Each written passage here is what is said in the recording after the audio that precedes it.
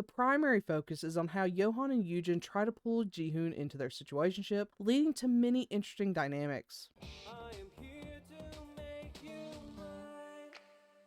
Hi, welcome back to my channel. Today, we'll be discussing Turn Off the Camera by Kang Unnie. Before we get started, there will be spoilers, so if you don't want to be spoiled in this manhwa, go ahead and click off now. No worries, I'll catch you next time. For those of you who decide to stick around, let's go over some content warnings. There may be references to BDSM, invasion of privacy, dubcon and or non-con, sexual harassment, sexual assault, blackmail, violence, voyeurism, manipulation, perceived cheating, not between the main couple, slut-shaming, excessive drinking, child labor, specifically child actors and idol trainees, gossiping, sex work, specifically sex in exchange for favors, blood, implied sexual relationship between minors and an adult, which is exclusive to an alternate universe side story, parentification, PTSD, drugging, kidnapping, ransom, sextortion, power imbalance, food tampering, obsession, mentions of bullying, mentions of breakups, mentions of chronic illness, corruption, and treason as these things do appear in the manhwa. But if that's okay with you, let's go and get started.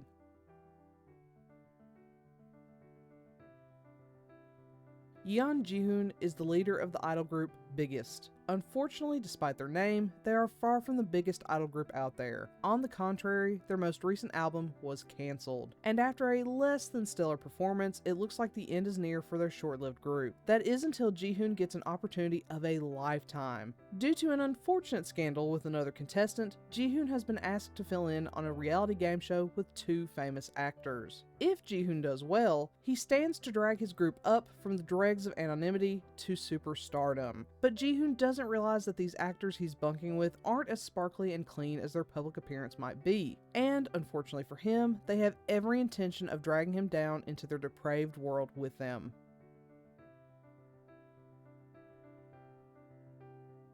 To start with, this art style is very cute. It isn't the most dynamic style, and there's something about when the characters are facing full on that feels flat to me, but there's nothing offensive or ugly about the style by any means. It isn't perfect in the beginning, but most styles rarely are. Jihoon and Johan in particular are absolutely beautiful. And while Eugen's face is lovely, the body is everything. The smut in this is gorgeous and could only be made better if it were uncensored, but this is older relative to the mass amount of BL getting licensed and released in English, so it's not surprising that this is a lightsaber title. To my degenerates out there, this title is a good one. But I'm not done talking about the sexy time. This is a very smut-forward title, with the story heavily relying on the sex, and how that affects and changes the relationships between all the characters. This title is particularly unique in that the rivals for Jihoon are already in a casual sex partner relationship with each other, with Johan being the bottom in their coupling. The primary focus is on how Johan and Eugen try to pull Jihoon into their situationship, leading to many interesting dynamics. I especially love that we have a versatile character in Johan, which is a rarity in BL. My main disappointment with the situation is that even with a versatile option, we never see Jihoon in the top position. Even with Johan, he's always relegated to the bottom position, even when he offers. Jihoon's innocence and exploring his sexuality is a major point in the series, so seeing him explore all aspects of sex, including topping, would have been a really interesting addition.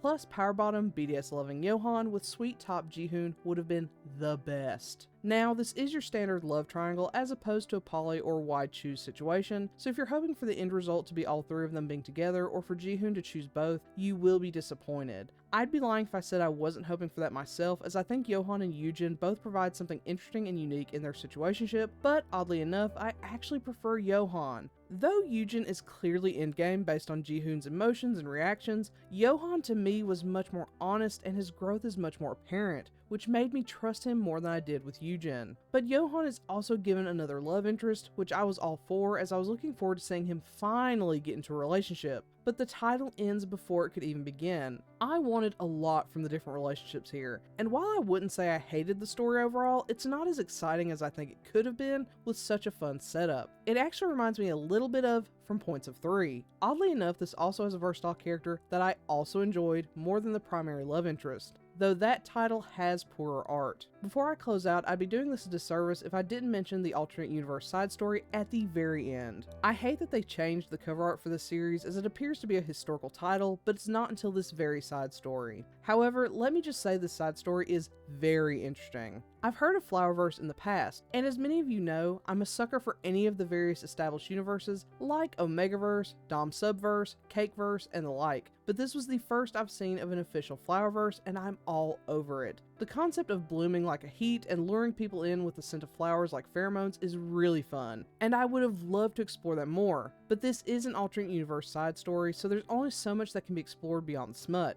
It was fun, and I hope with the uptick in universe stories getting licensed, we'll see more full-length titles.